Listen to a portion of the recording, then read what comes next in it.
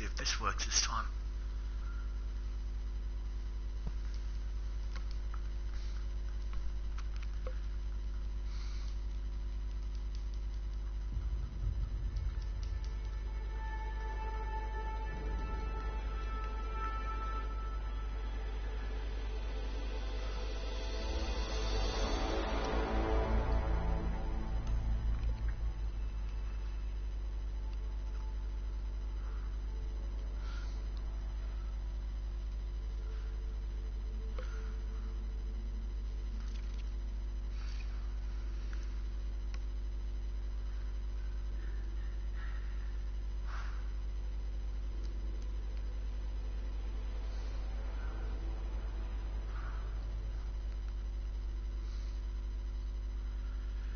Hey Tyler, what's going on, bro? Hopefully, did I? I've got to map this one again. Damn it.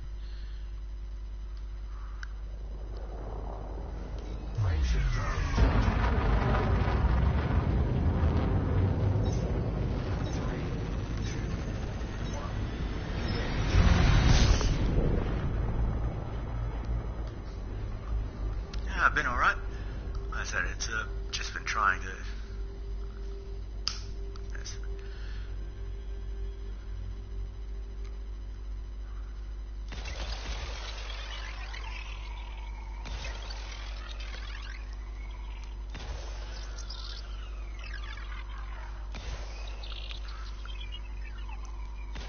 Might as well do this from the outside in.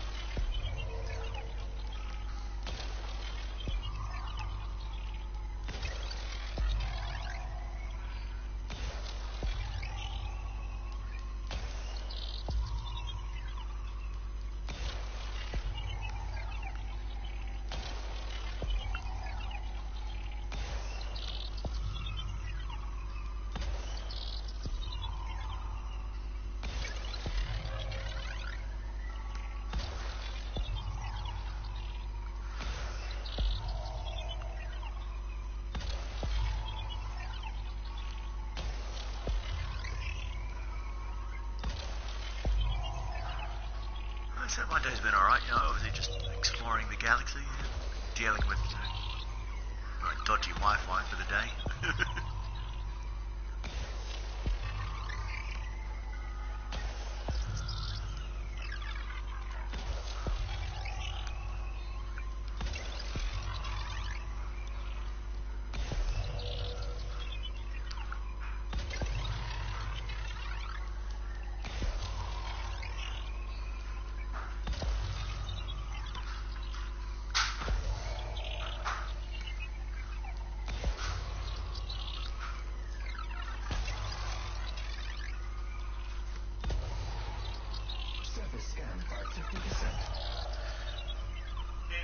Yep.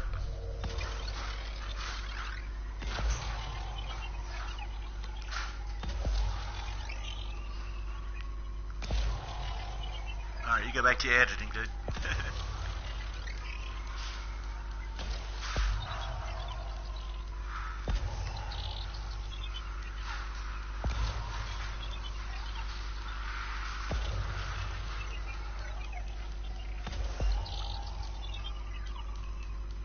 Oh, well, man, you too, Scout.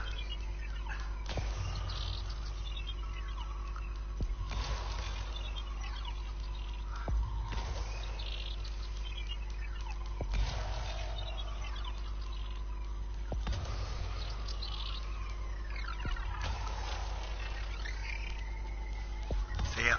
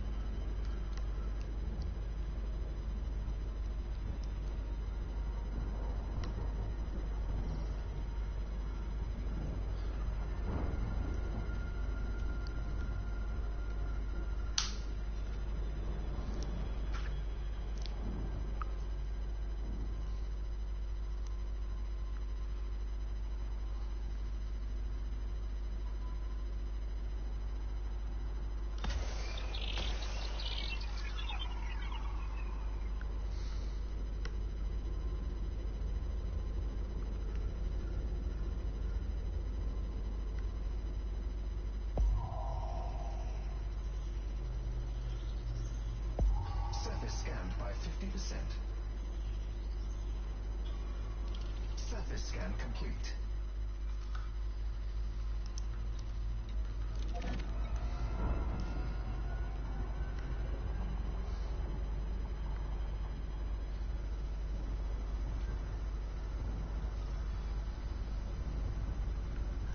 C and D.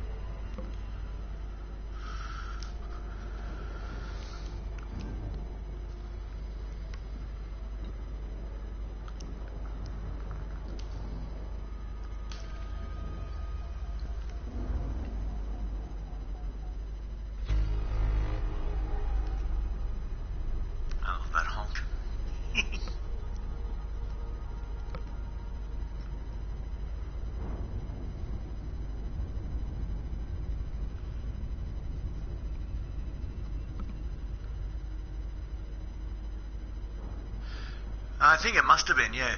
Well, hopefully it's okay now. I don't know, and if it doesn't, well then I'll just, stream again. Get those videos up there.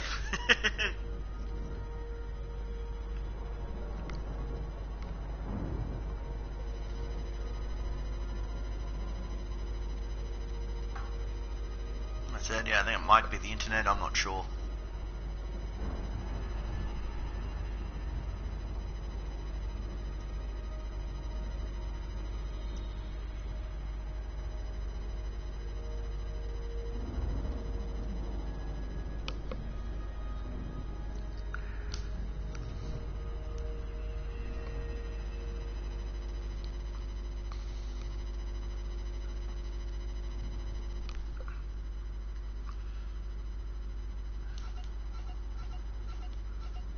I think the good thing is it's looking pretty good now.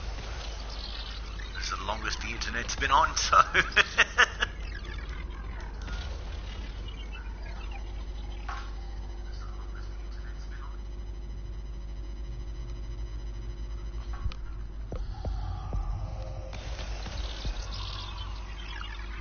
Surface scanned by 50%.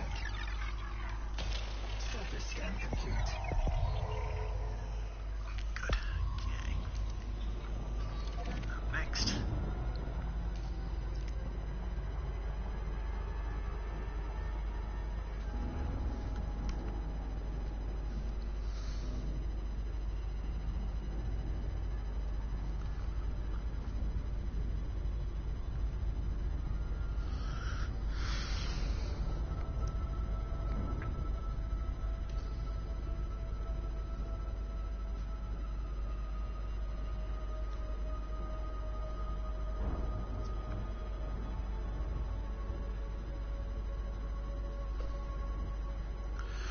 Oh yeah, no, I've got that very sort of. I'm a very stubborn person. Like, you know.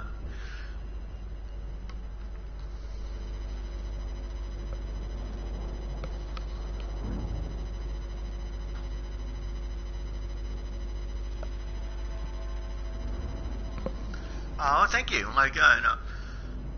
I like the thought of being a sweet YouTuber. Thank you for that then.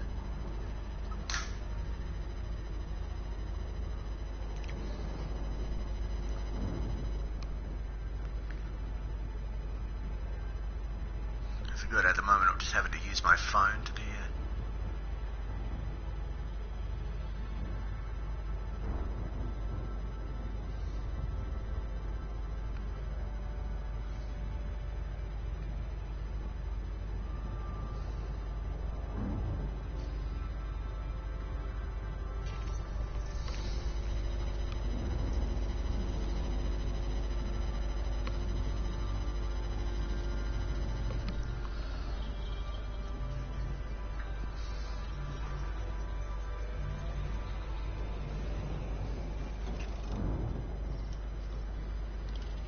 Yeah, got that one as well. So good looks.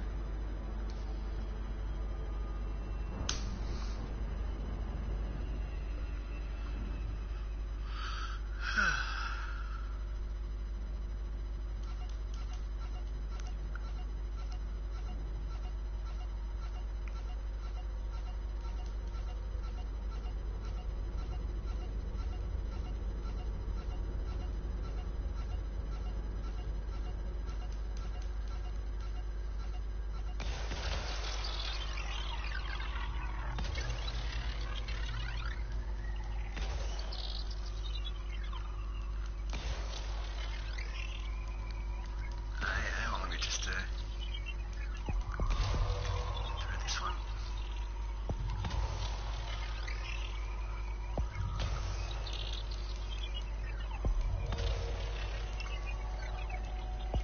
Surface scanned by 50%.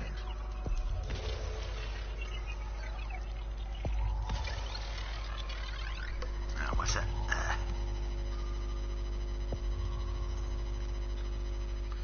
Oh, thank you, Pinky. That really does mean a lot. Like I said, and like I said, I love doing what I do for you guys. Like I always have a blast when I'm streaming. Like, man, I get to play video games, man. What's not to like? You know what I mean?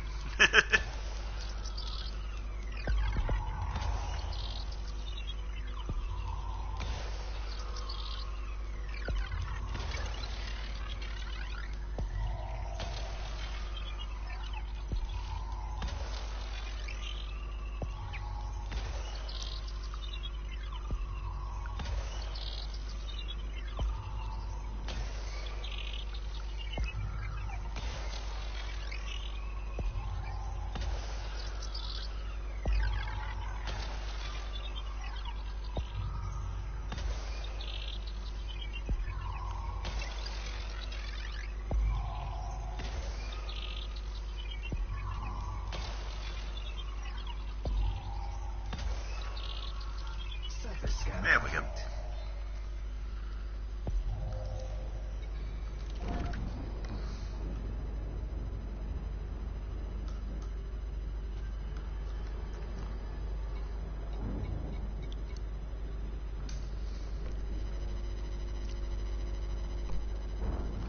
Like I said, I hope I get to 500 subscribers soon as well.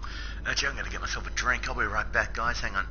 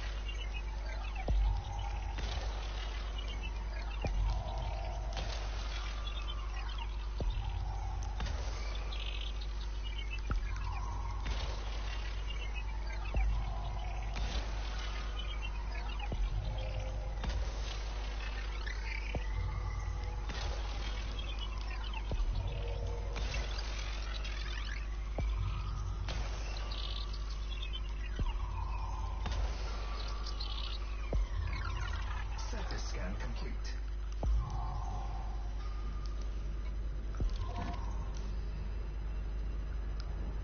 Oh, another gas giant. Here we go. What do I get a feeling this will have rings?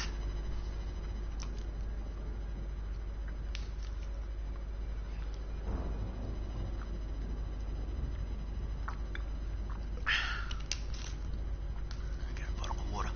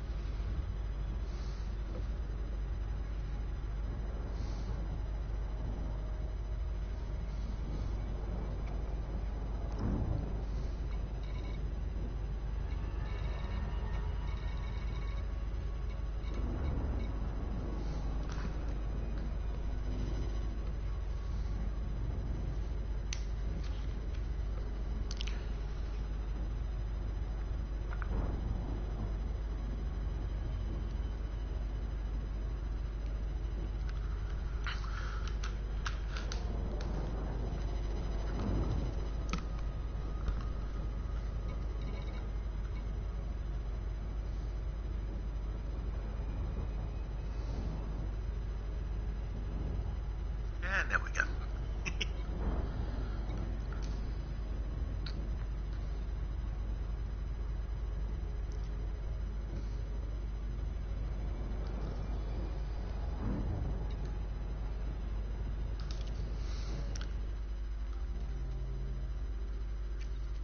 Let's run through the codex again.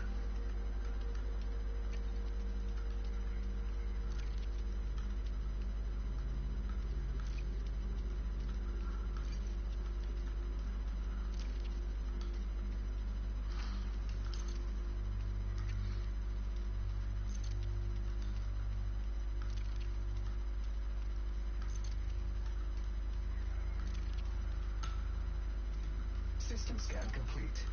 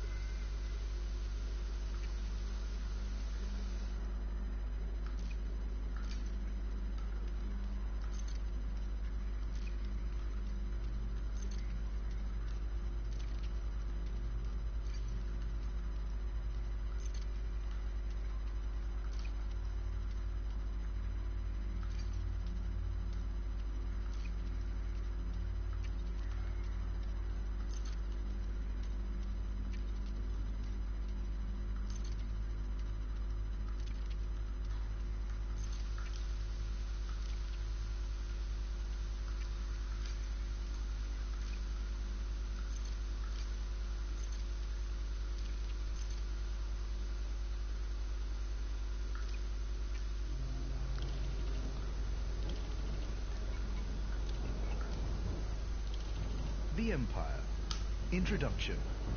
What a piece of work is man. How noble in reason. How infinite in faculty. In form and moving. How express and admirable. In action, how like an angel. In apprehension, how like a god. The beauty of the world. The paragon of animals. Shakespeare, Hamlet. When our ancestors departed Earth, they asked themselves, which of our achievements represents the best of humanity, that we may bring it with us to illumine the dark. Surface scan by 50%. The Federation, embroiled in a world of contracts and petty bickering, chose their constitution. They placed their trust not in man himself, but in an imperfect work of man. But my ancestor, your first emperor, was wiser. He knew that the best achievement of humanity was humanity itself. There was more wisdom in a single nucleotide of his noble DNA than in all the Federation's written texts. That same wisdom still guides us now. We need no dusty documents to assert our right. We are human, born to rule. And the universe awaits the firm hand of our governance. Emperor Trascan Duval II. Undelivered draft speech written immediately before his sudden and unexplained death. Surface scan complete. The Empire, while younger than the Federation, is easily the equal of its historic rival in terms of scale and resources. The key social distinction between the two powers is that slavery in the Empire is legal, a fact that has remained a source of controversy since its inception, both within the Empire and without. Some observers have pointed out, however, that conditions for those at the lowest levels of federal society are far worse than those experienced by imperial slaves. The popular image of the Empire is one of opulence, but while pomp and pageantry may be the norm in the core imperial systems, elsewhere in imperial space, one can find myriad examples of deprivation and squalor. Indeed, the Empire encompasses many striking contrasts. Sophisticated technology exists alongside an ancient Roman system of government, and the affluence of the core worlds depends on often unregulated slave labor in the wretched outer colonies. Surface scan by 50%. Ruthless industrial efficiency and low taxation has made the Empire rich and mighty. The hierarchy Surface scan complete.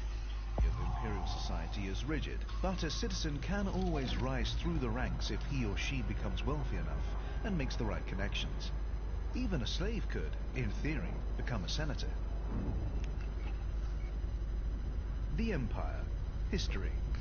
The Achenar colony was founded.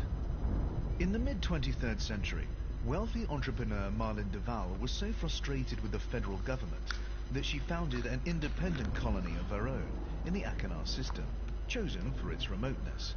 When Marlene was killed shortly afterwards in a flyer accident, her brother Henson Duval took over as ruler. Henson Duval, the Emperor. Duval immediately abolished the fledgling democracy that Marlene had set up, and in its place, he established a system modelled on ancient Rome. He was now emperor, and his closest allies were his senators. Any colonists who might have objected were forced into silent compliance with Duval's vision. Such were his wealth and power. It was also widely believed that Marlene Duval, like Remus in ancient Rome, had been killed by her own brother. Nobody dared to speak out. The Mudlark extinction. The colonists were aware that the planet they had settled, Achenar 6D, had indigenous life. But at first, it wasn't appreciated that this included a sentient species, nicknamed the Mudlarks after they were observed digging through riverbank mud in Surface scan by 50%. search of food. Surface scan complete. Although the Mudlarks were at a pre-agricultural stage of development, they appear to have developed the beginnings of language. They also created crude forms in molded clay, with no obvious practical purpose, possibly indicating a nascent artistic culture. The mudlarks proved fatally vulnerable to the bacteria carried by the colonists, and within a few decades of the colony's founding, the species was extinct. Rumors subsequently emerged that Henson Duval had purposefully removed all traces of the mudlarks, partly in fear of federal reprisal, and partly to ensure that his development plans would not be hindered by ecological constraints. The Federation attempted to reclaim Achenar. When the federal government heard rumors that Duval's colony had recklessly caused the destruction of a sentient indigenous species, they decided on military intervention. The Imperial ships beat back the federal attackers, who were unable to establish a beachhead among the airless outer worlds, and struggled to maintain supply lines so far from Earth. The federal forces eventually fell back and entrenched in the Beta Hydri system. Skirmishes with Imperial ships continued for the next 50 years, but these were unable to prevent Duval from expanding the Empire to many other worlds. The Age of Expansion. After hostilities with the Federation ceased, the Empire entered a century of growth, annexing many new systems and persuading others to join. It spent the following 2 centuries consolidating its new territory, appointing colonial administrators from among the noble houses. Surface scan by 50%. Surface scan complete. The Empire. Society. An ancient Roman model. The Empire works on a clean system. Society is divided into tiers: Emperor, senators, patrons, clients, and then citizens, with slaves below these. Groups of patrons pledge their support to a given senator, offering military service, tax revenue, and the right to wield the patrons' votes in the Senate on their behalf. In return, the patrons are granted a measure of protection and material security, as well as having their interests represented in the Imperial Senate.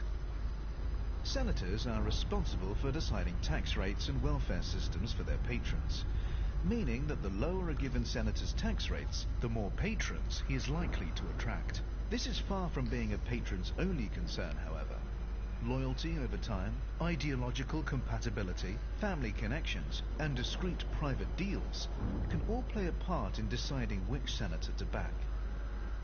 The system extends downward through the tiers in a similar fashion, with clients pledging themselves to given patrons, and citizens pledging themselves to given clients. The votes held by the patrons actually comprise the total votes of all the clients pledged to them. Similarly, the votes held by those clients comprise the total votes of their pledged citizens. Patrons are therefore capable of investing variable degrees of power in their chosen senators, with the result that some senators are more powerful than others. Senators are responsible for those below them, meaning that everyone has a form of social security, at least in theory. Indeed, many senators take pride in the security they offer their citizens. Surface scan by 50%. Some have even been known to drain material wealth from small independent worlds and pump it Surface scan complete. back into the capital economy, allowing them to reduce citizens' taxes and giving their own popularity a considerable boost. That's the are free to system withdraw done. their It's patronage this one's from their chosen senator, placing the onus on the senator to represent them satisfactorily or face a loss of voting power. Rigid stratification. The division between social classes is formal, unambiguous, and strict. But there is a clear path to advancement. A person can pay a fee and petition for admittance to the rank above. In this way, slaves can become citizens too. The law is not the same for all. Senators have a responsibility to enforce the law, and they must obey the emperor's decree, but are otherwise above the law. A senator can even carry out executions personally, with little, if any, fear of consequence. The Empire. Military. The Imperial Navy. Maintaining a modernized navy has always been a top priority for the Empire. The ever-present threat posed by the Federation has driven previous emperors to empty the coffers again and again, for fear of being outstripped in the arms race.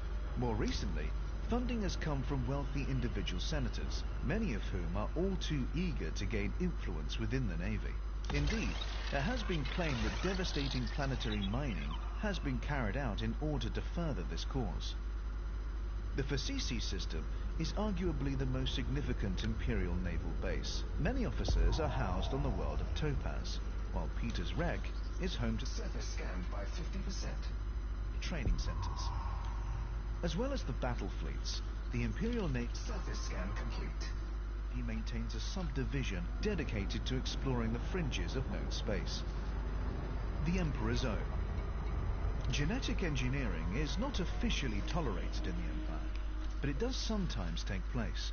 One notable example is the Emperor's Own, a group of genetically engineered super soldiers deployed during the shock invasion of Mansfield Colony in the Leadler system in 2959. They proved brutally efficient, overrunning the Federal defenses in a mere 2 hours and inflicting a rare defeat upon a Federal Gurkha regiment. The Empire, culture and values. The human body represents perfection. This belief, once held with near religious intensity, still forms the bedrock of the Empire's culture and morals. Genetic modification is frowned upon, but a degree of genetic correction is known to Frameshift drive charging. take place, supposedly to correct defects such as vulnerability to certain diseases. The belief in the sanctity of the human body originates with the first emperor, Henson de Val. While he did not claim to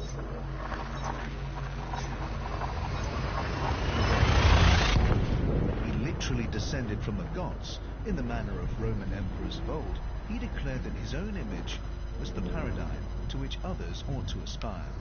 Households across the empire were required to display a statue or bust of the emperor in a place of honor.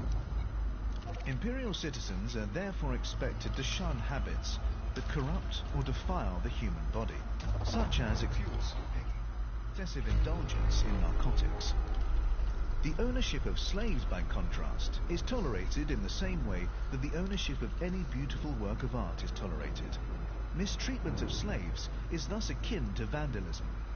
Keeping one's own body in peak condition and adorning it with jewels and expensive clothes is not vanity, but duty. And owning well-treated slaves is also considered a sign of good character.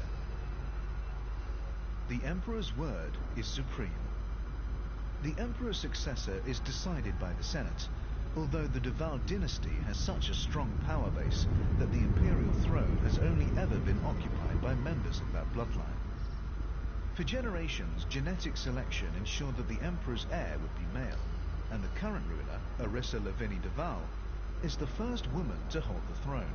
Marlene de Val is sometimes described as the Empire's first female ruler, but this is incorrect. The colony she founded was a democracy. Honor is everything. The value placed on honor is a constant throughout all tiers of imperial society. Honor can be lost through various means, including leaving debts unpaid, failing to respect a superior or provide for a dependent, breaking a solemn vow, conducting combat with cowardly weapons such as nerve gas, and defiling one's own body. Slavery is acceptable, but slaves must be well treated. In the Empire, it is not uncommon for the poor and disenfranchised to sign up for a period of military Surface scanned by 50%. service in exchange for a small sum of money. A similar logic applies to imperial slavery, to the extent that someone might sell themselves into slavery to clear a debt and restore their honor. Selling oneself into slavery is a straightforward legal process and results in a guaranteed sum of money for one's family, so it is a popular option for the desperate. In practice, however, many find that it takes much longer than expected to clear their debts. People are also forced into slavery against their will. Sometimes a senator will sentence a person of lower rank to be stripped of citizenship and designated as a slave. but it is more common to impose a fine of such magnitude that the citizen has no recourse but to sell his or herself into slavery. Slaves may also be taken prisoner following a conflict, abducted from their home, or even captured in a hijacking. While trading slaves is lawful everywhere in the Empire, except on Emerald, taking new slaves outside of wartime is illegal, without the blessing of a senator. Surface scan complete. The Empire. Diplomatic relations. The Federation. Resentment of the Federation runs deep in the Empire. The superpower is remembered as an oppressive, interfering force that hypocritically avoids inflicting the slightest harm on non-human life, but thinks nothing of forcibly imposing its values on its fellow humans, and lacking the freedoms and social customs that the Empire values so dearly.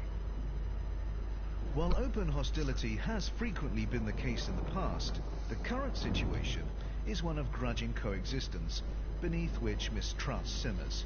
Despite this antipathy, the Empire cooperated with the Federation in a series of joint initiatives against the Thargoids in the early 3300s. The Alliance. When the Alliance was founded in 3230, following a bitter conflict with the Empire and the Federation, multiple systems defected to it from both superpowers. To the surprise of many, the Empire took very little further retributive action, partly because of the ill health of the Emperor of the time, and partly due to a belief that the defecting systems would return to their natural home, sooner or later.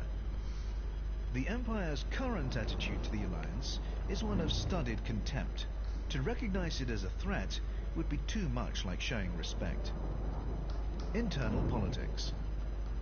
Unsurprisingly for a society so concerned with rank and influence, the Empire contains a multitude of feuding power blocks. In particular, there is a good deal of bad blood between the various noble houses, whose values range from hardcore traditionalist to staunch reformist. The Imperial Senate is no longer as overshadowed by the Emperor as it once was, and has gained sufficient strength to act as a counterbalance to the Emperor's political will. The individual character of the Emperor still determines the Empire's overall direction, however, and the suggestion that the Empire should evolve out of its old ways has proven deeply divisive. Yeah, I can scoop that one too. Alright, so I can explore The all this one. Federation. Introduction. I'll have that one For and I scoop it. gaped into the Oh, there's the future, laundry. Hang on a second, far guys. as human eye could see, saw the vision of the world, and all the wonder that would be. Saw the heavens fill with commerce, argosies of magic sails, pilots of the purple twilight, dropping down with costly bales, till the war drum throbbed no longer, and the battle flags were furled in the Parliament of Man, the Federation of the World. Alfred Lord Tennyson, Locksley Hall, 1835. Now then, to attempt the impossible task of summing up the Federation. We are the ones who draw the lines. Our forefathers, who lived through the bitter anguish of global wars, drew a line under them and declared, no more. We enshrined the rights of all citizens in our Constitution, underlined them, and signed. We plotted the lines that first linked the star systems, bringing humanity to the shores of new worlds, opening the way to interstellar trade. And when humanity itself, in the exuberance of youth, threatened the delicate balance of alien life, again we drew a line. Thus far let us lawfully tread, and no further.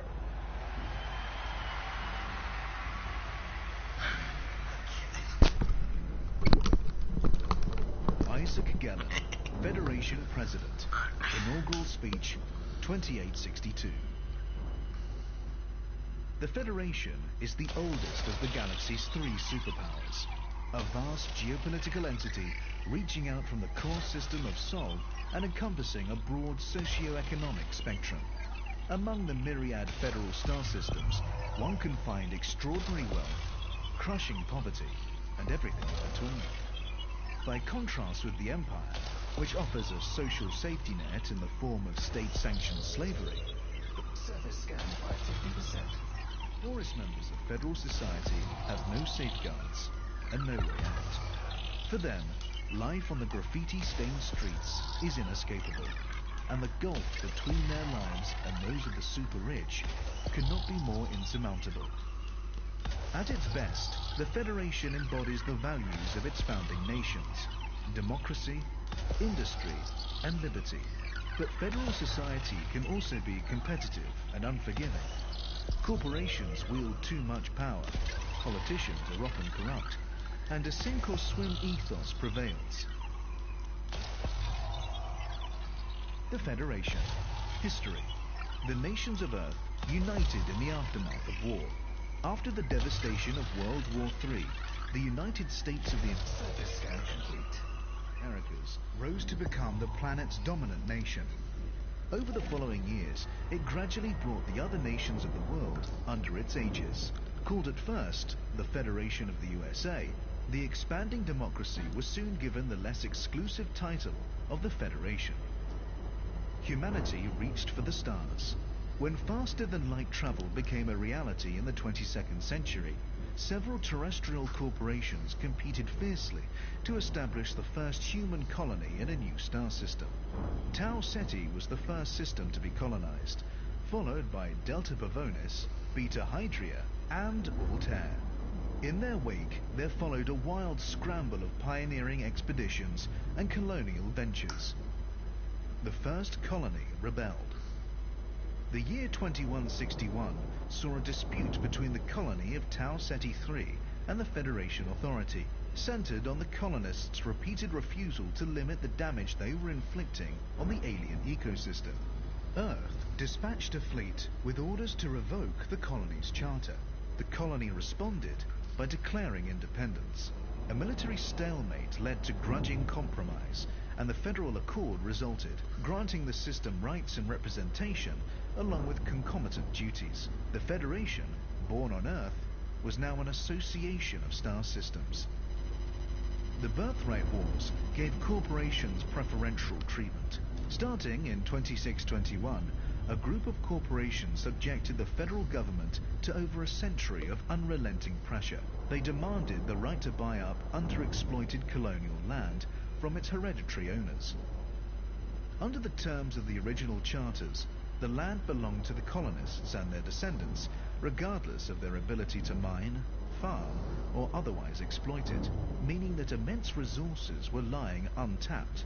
The corporations argued that with the machinery, workforce, and fleets at their disposal, they could tap those resources, the Federation would be enriched, the original owners would be compensated, and everyone would be satisfied. The Federation bowed to pressure and allowed compulsory purchase of the family's land, albeit for far less than the expected sums.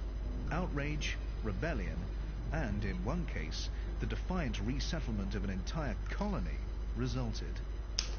The Federation's detractors often point to this dark episode as indicative of its true nature, a mere administrative puppet bent to the will of rapacious corporations. The Federation. Society. A federated democracy. The Federation's legislative body is made up of congressmen elected to represent their system or state. Apart from the oldest core systems such as Sol, which encompasses multiple states, each star system within the Federation is considered a single state. New colonies do not qualify for full Federation membership until and unless they fulfill the development objectives set down for them. With surface scanned by 50%. Self-reliance comes representation. The federal government has its seat on Mars, which was terraformed in 2286. Congress was moved there from Earth in the early 3rd millennium. The executive branch is headed by an elected president with a fixed 8-year term. Constitutional rights obtained.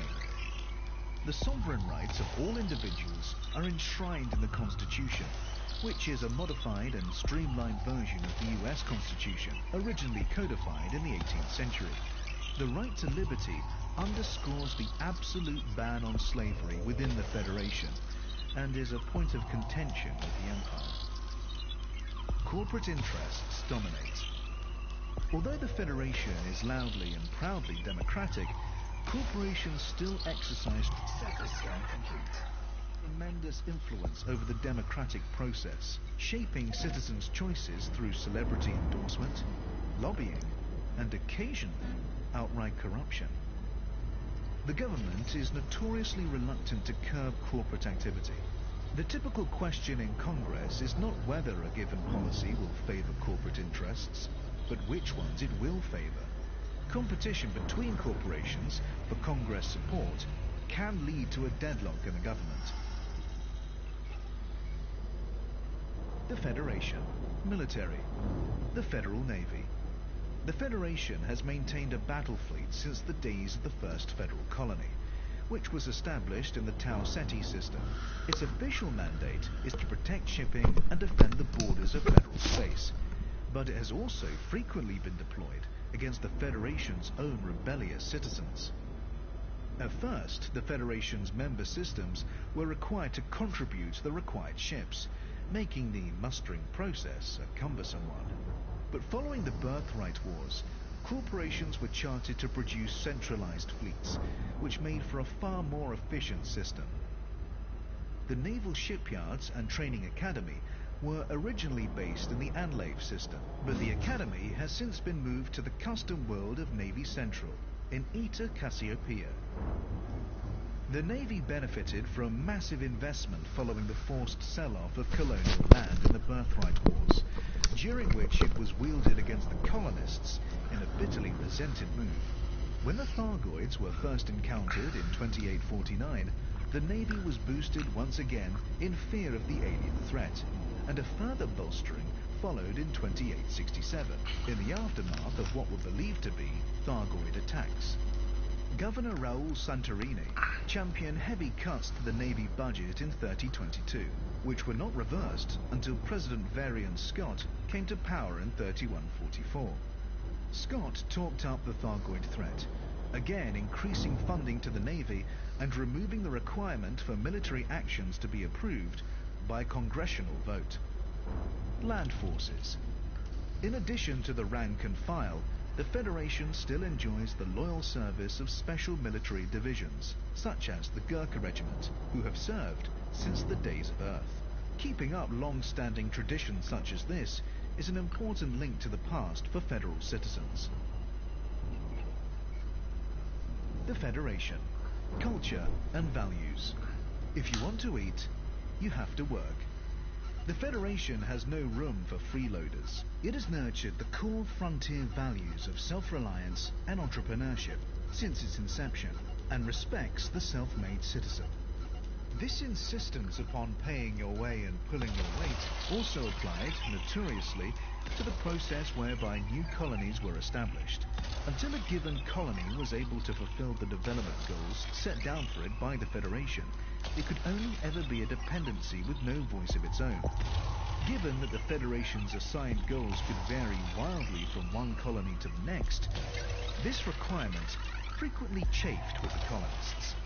Surface scanned by 50%. While the Federation maintained that it was simply exercising flexibility, since no two worlds were the same, some colonies were tempted away to the Empire by the promise of being recognized as sovereign without having to jump through arbitrary hoops. Corporations took humanity into space. The Federation has never forgotten the role played by private enterprise in the initial migration from Earth. Corporations enjoy substantial freedom and influence under the Federation, so much so that it often seems they are the powers truly running the show. Federal citizens can be as passionately loyal to their corporations as they would be to a family or clan group, and it is common for successive generations of a given family to serve the same corporation. Harvest the limitless riches of space, but respect non-human life. The Federation and the Empire have hugely differing views on the primacy of humanity in the cosmos. While the Federation insists that its colonies treat indigenous non-human life with care, the Empire typically takes a more Surface scan complete. state-centric approach. This attitude has allowed the Empire to poach several developing Federation colonies who felt themselves hamstrung by ecological regulations. Wealth is freedom. Federal citizens actively embrace corporate culture, expressing their identity through brand choices and media consumption. The Federation. Diplomatic relations. The Empire. In 2292, a group of colonists established a settlement on Achenar 6D, chosen for its remoteness.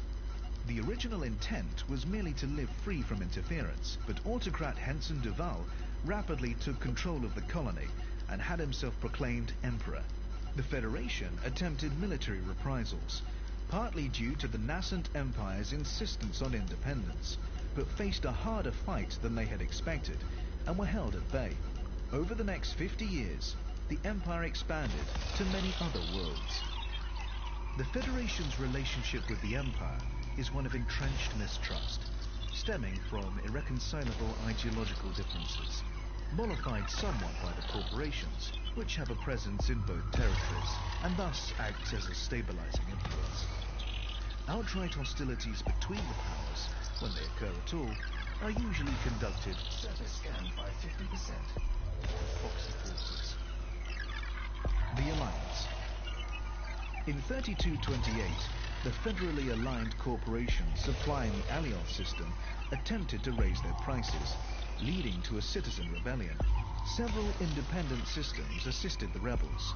Neither galactic superpower was able to suppress the revolt. The Empire was too far away to intervene effectively, whereas the Federation was hampered by unexpected public sympathy for the rebels. The Alliance of Independent Systems, founded on Alioth in 3230, drew in new members over the next 20 years. Some were already independent, while others defected from the Federation or Empire. In order to keep more worlds from defecting, the Federation was forced to reform the process, whereby colonies could achieve full federal membership. So far, it has only managed to slow the loss of worlds to the Alliance, and has yet to tempt any back. Surface scan complete. The Alliance. Introduction. Rise, like lions after slumber, in unvanquishable number.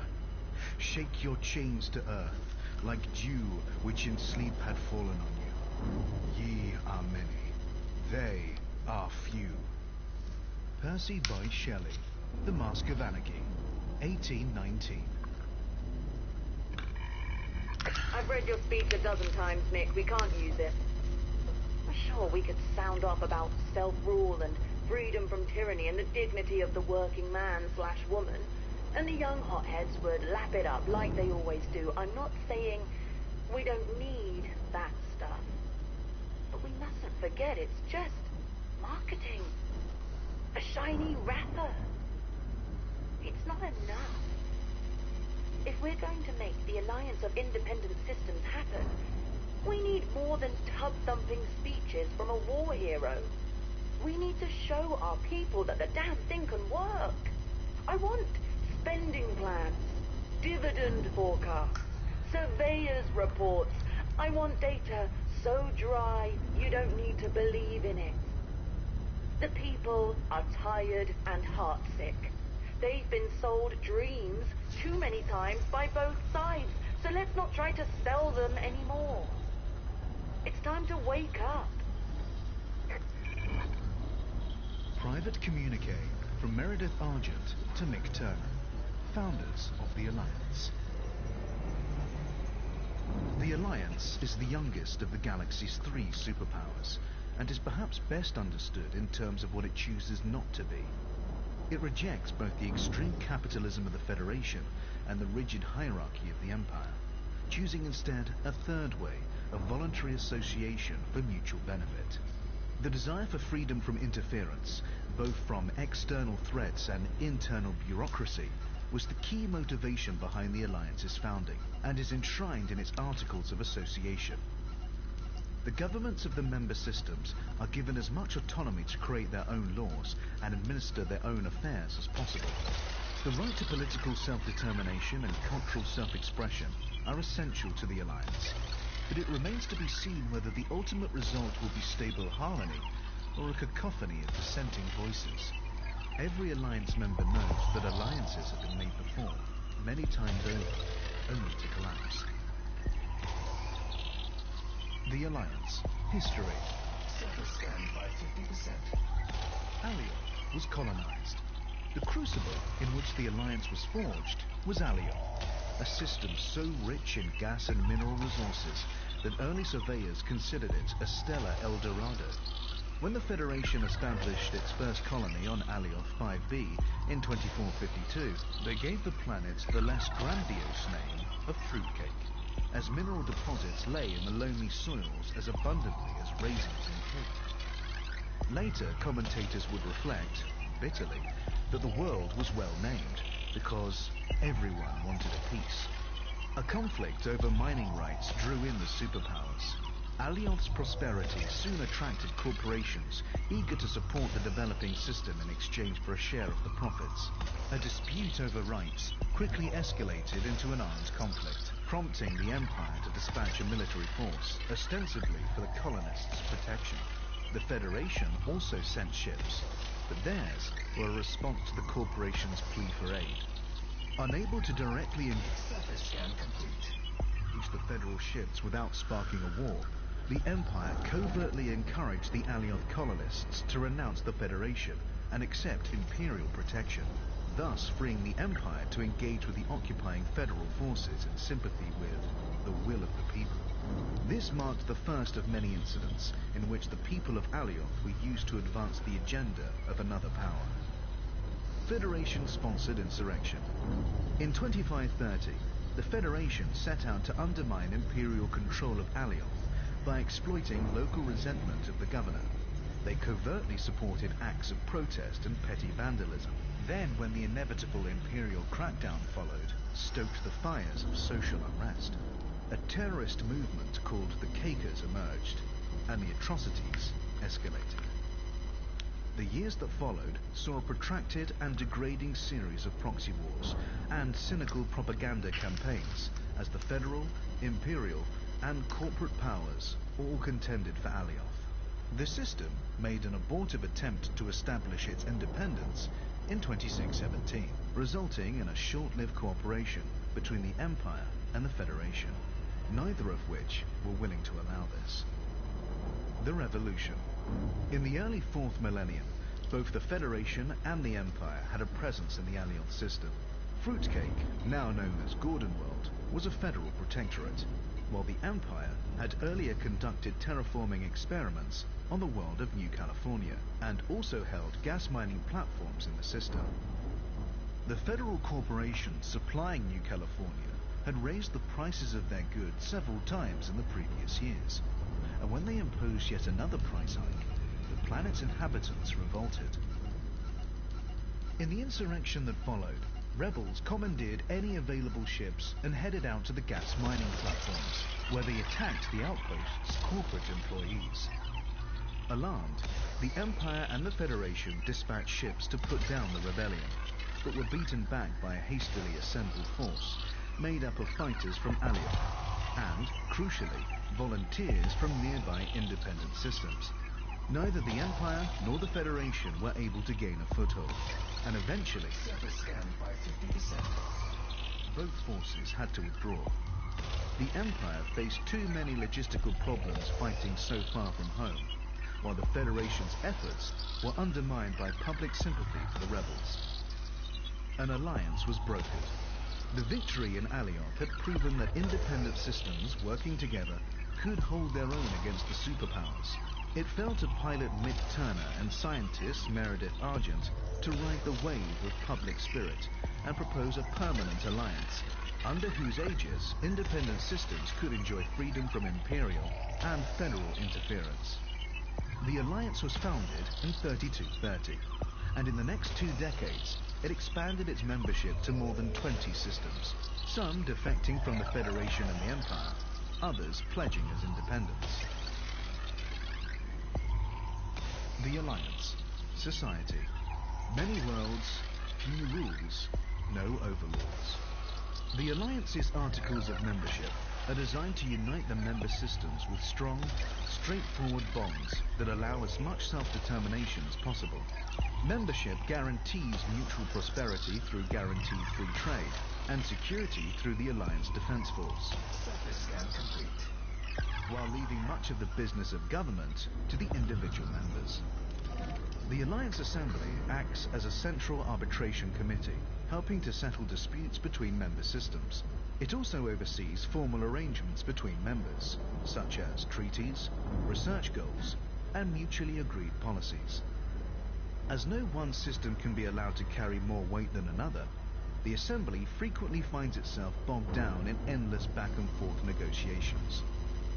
Getting them to agree on anything is a task often compared to herding linglangs, notoriously ill-tempered carnivores from the Achenar system.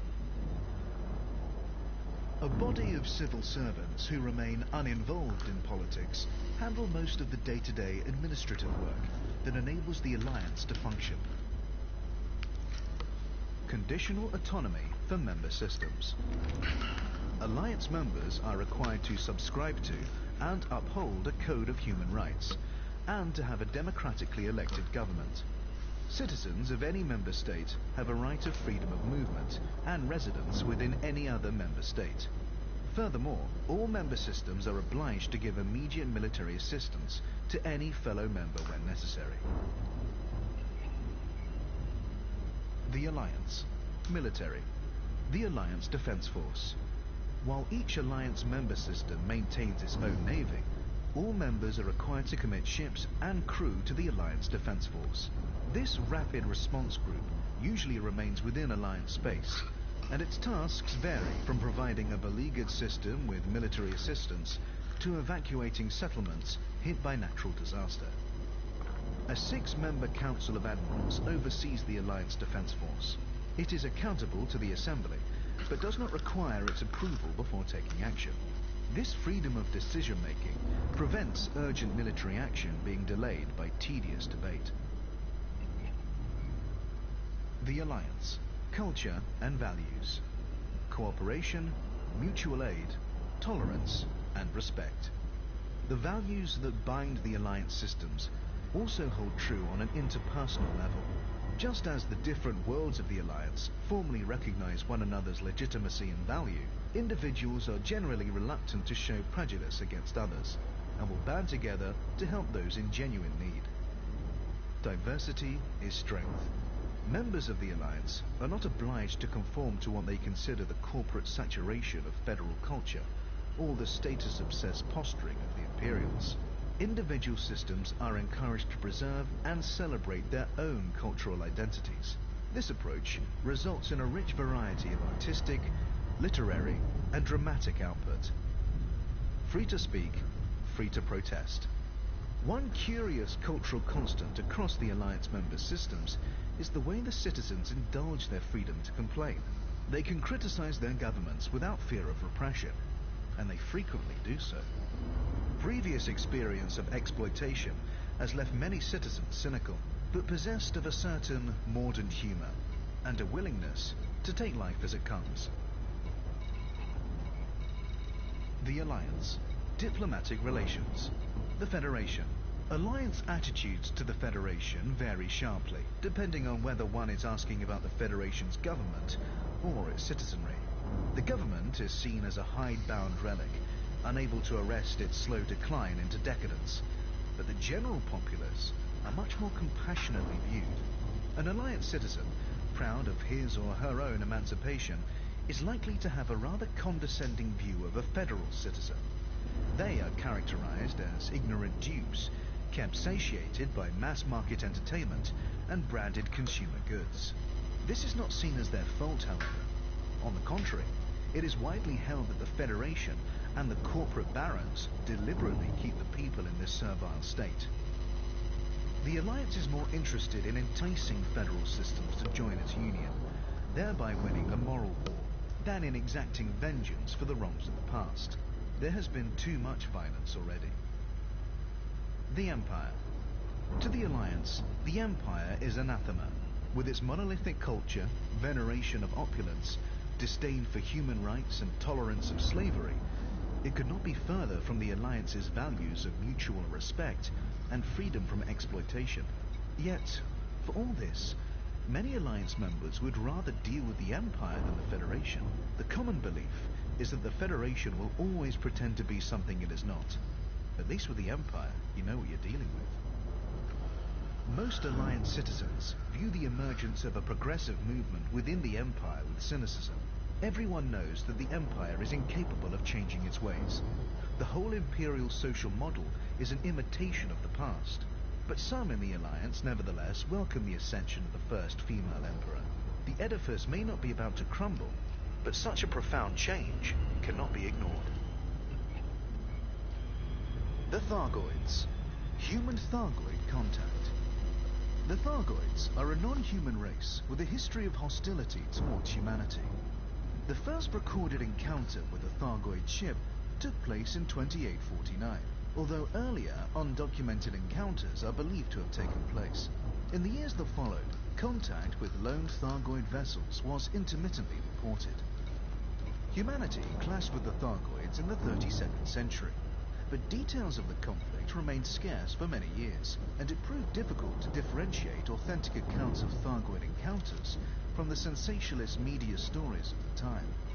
The discovery of abandoned intergalactic Naval Reserve arm bases in 3303 did much to dispel the fog, however.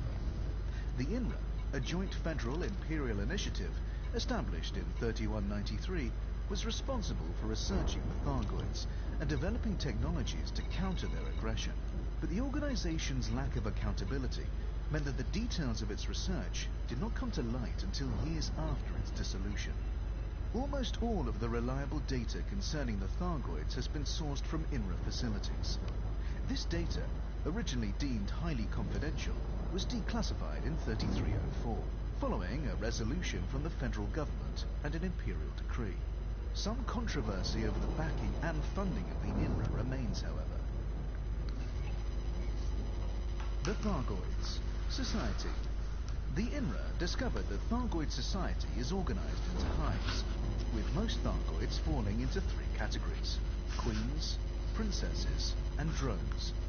Queens function as reproducers, while drones serve to maintain a favorable environment for the rest of the hive. Thargoid hives can be vast, although it may be that some of the larger observed groups are in fact multiple, overlapping hives. Ultimately, little is known for sure. The average Thargoid queen is at least as intelligent as a human being, while the typical drone possesses a more rudimentary level of intelligence. Existing evidence suggests that queens have extremely long lifespans, living for hundreds or even thousands of years. The variable size of queens' neurocraniums suggests this might be an indicator of age. Little is known about the precise nature of Thargoid reproduction, but it is likely that queens can reproduce both sexually, with other queens, and asexually. It is thought that the latter method produces drones, while the former produces a new queen. Analysis of Thargoid specimens led some INRA researchers to believe that a new queen, or princess, becomes a full queen only once it has produced drones of its own. Significantly, queens are believed to be single-sex. The Thargoids' ability to reproduce asexually means that their populations can expand incredibly quickly, but it is thought that they deliberately restrict the size of the populace so as to not to deplete all available resources. There is evidence to suggest that this is sometimes achieved by culling older drones. INRA testing indicated that queens perceive drones as entirely expendable, presumably due to the ease with which they can be replaced.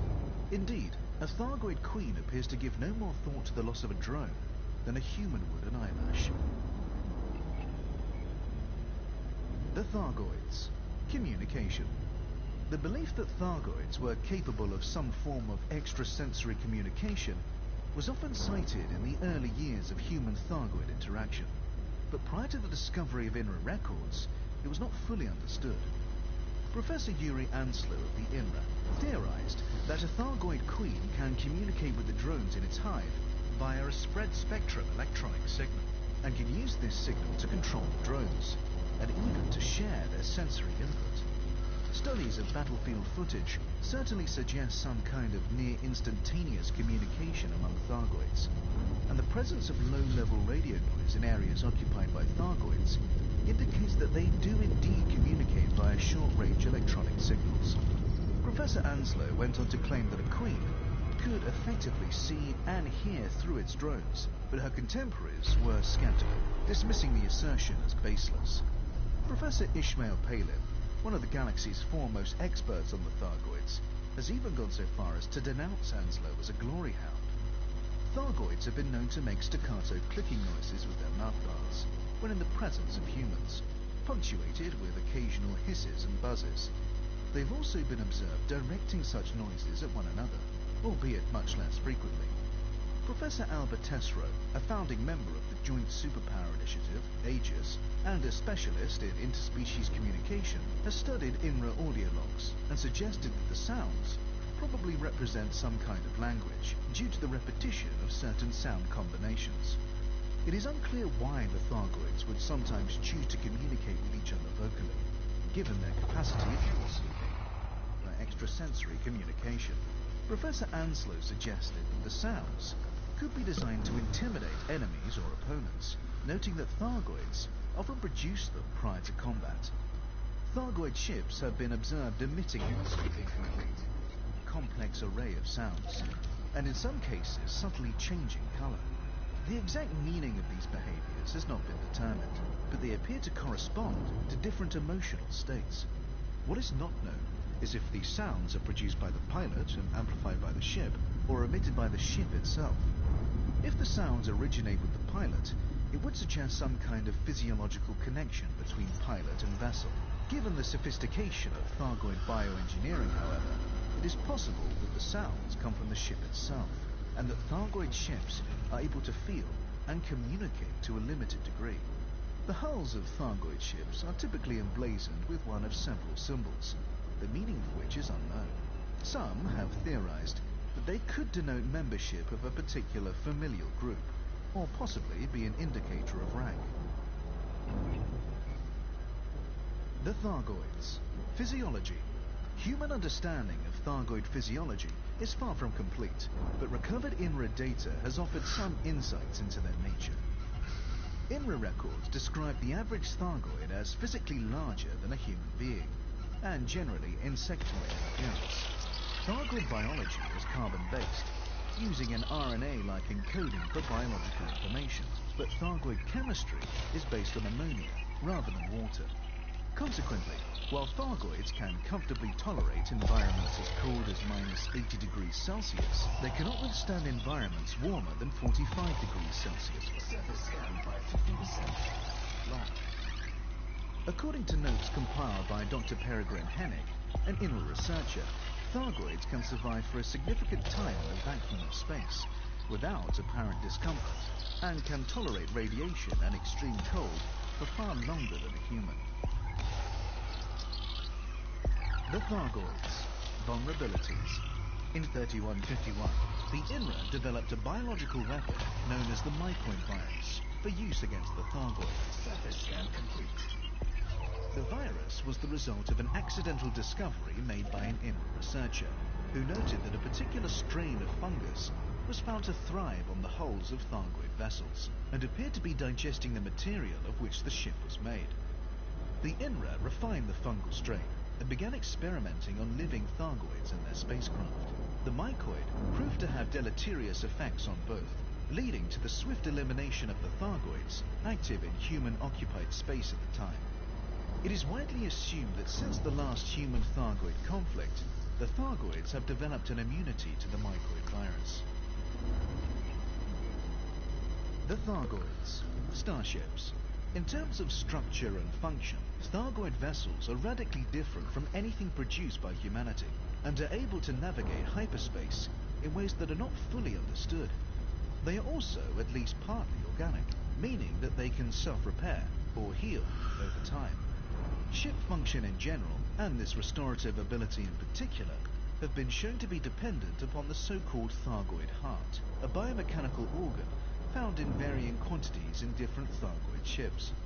These hearts often survive the destruction of the ship, enabling them to be salvaged, although they can also be targeted and damaged with appropriate weaponry.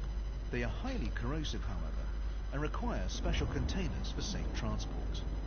Thargoid vessels that have sustained combat damage exhibit scar-like patterns.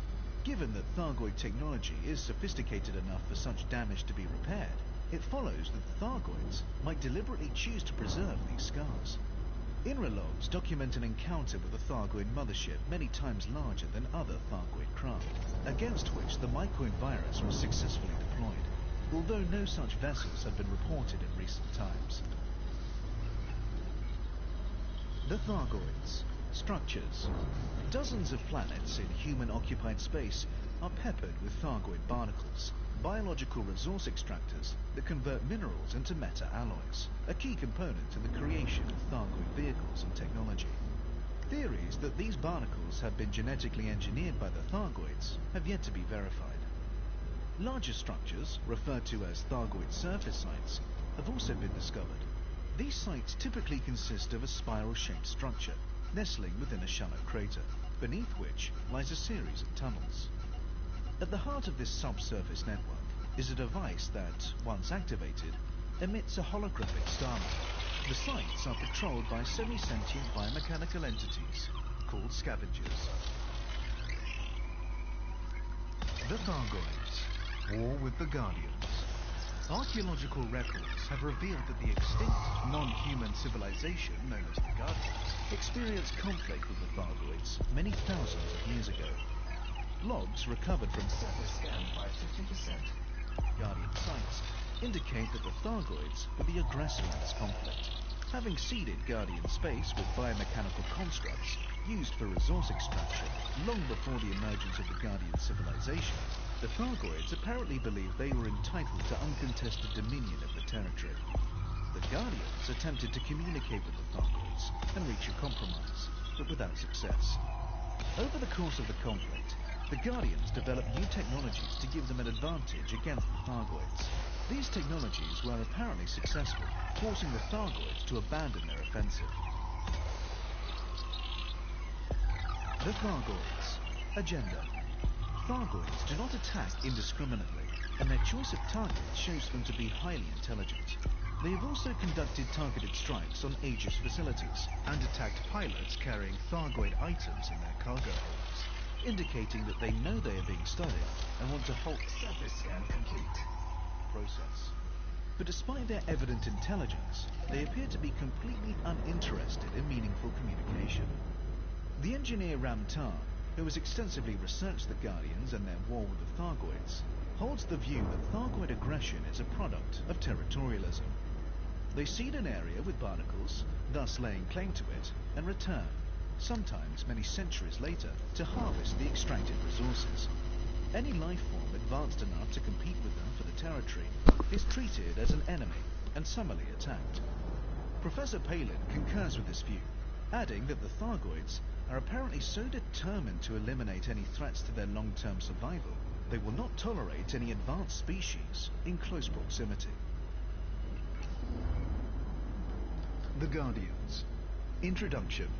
The Guardians were a non-human race that occupied a large area of space several million years ago. At its height, the Guardian civilization was technologically superior to human civilization of the 33rd century, and occupied an area of roughly equivalent size. The Guardians endured as a spacefaring civilization for at least 8,000 years, before being destabilized by a lengthy civil war. The surviving Guardians were then destroyed by artificially intelligent machines of their own creation. The galaxy contains the ruins of dozens of Guardian settlements, and data logs recovered from these sites have allowed humanity to compile a remarkably detailed picture of Guardian society. The Guardians. Early history. The Guardian society originally consisted of groups of pack hunters who banded together for mutual protection before organizing themselves into clans. Even at this stage, the Guardians were highly intelligent, and they developed sophisticated hunting strategies that quickly saw them become their planet's apex predator. The Guardians' nascent civilization consisted of two discrete ethnic groups, one based primarily in the south of the planet and one in the north. As these groups expanded, they began to encroach on each other's territory, leading to a conflict that quickly blossomed into civil war. The Northern Clan, despite being the smaller of the two groups, overcame their enemy swiftly and with minimal bloodshed, bringing the entirety of the Guardian civilization under their leadership. In the centuries that followed, the Guardian society developed rapidly. Despite their warlike instincts, the Guardians possessed a remarkable capacity for collaboration and compromise. Their willingness to defer immediate gains in favor of lasting societal benefits allowed them to establish a stable, mutually cooperative society that was to remain peaceful and prosperous for thousands of years. The Guardians. Technological era. Although the Guardian society was in many ways a model of social equilibrium, the Guardians were nevertheless at the mercy of an insidious issue: overpopulation. As their civilization Surface scanned by 50%. and the amount of available land and resources dwindled, the Guardians set their sights on interplanetary colonization. By this time, the Guardians had developed a rudimentary form of space travel. But as the pressures of overpopulation became more acute, the rate of technological progress accelerated, and the Guardians' imperfect starships were soon supplanted by fast, powerful spacefaring vessels. In the centuries that followed, the Guardian civilization expanded rapidly, eventually coming to occupy a region equal to that inhabited by present-day humanity. The Guardians' next major development was the creation of an interstellar communication system, known as the Monolith Network. In addition to functioning as a comprehensive cultural archive, the network allowed those connected to it to freely and instantaneously share knowledge and ideas. The connection to the network was dependent on the use of neural implants, and some of the Guardians were uneasy about this fusion of biological and non-biological. The Guardians. War with the Thargoids. Surface scan complete.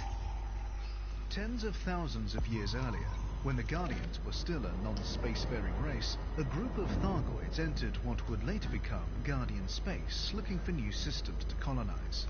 In addition to earmarking several systems containing ammonia worlds, they prepared a number of planets for occupation by seeding them with barnacles. These genetically modified constructs were designed to extract resources from a planet and transform them into resources more useful to the Thargoids. For the Thargoids, seeding a planet with barnacles was an important step in preparing an area for occupation.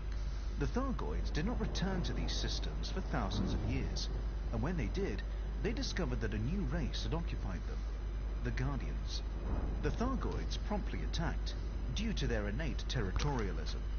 The Guardians responded with a partial retreat, but they also started trying to find ways to communicate with the Thargoids, hoping to determine the cause of their aggression, and perhaps negotiate a truce.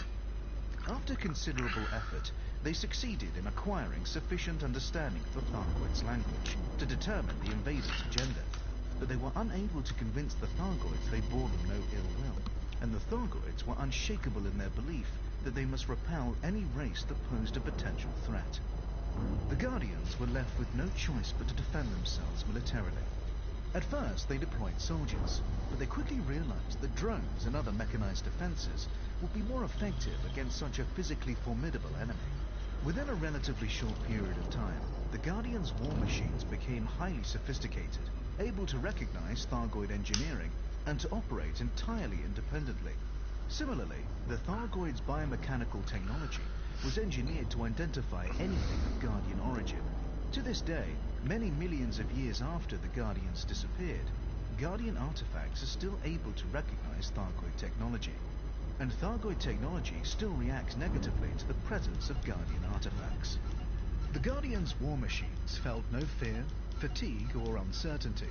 The Thargoids, meanwhile, had entered Guardian space unprepared for a protracted military campaign, and ultimately they were forced to retreat. For the Guardians, this was cause for celebration, but many still harbored doubts about the rapid rate of technological progress, doubts that the development of sophisticated military hardware had done nothing to alleviate. The Guardians. Final era. Surface scan by 50%. For decades, the Guardians had been experimenting with artificial intelligence, but the creation of the Monolith Network and the knowledge sharing it facilitated dramatically accelerated the rate of progress. Soon, the Guardians' experiments bore fruit, resulting in the first fully sentient machines. These constructs were seen as a means to further enhance the Guardians' technological mastery and were integrated into various aspects of their society. New neural implants were developed that connected the Guardians with both the constructs and the Monolith Network in a symbiotic circle. But not everyone was happy with this development. The Guardians had always venerated nature, and many saw this new paradigm as a perversion of the natural order.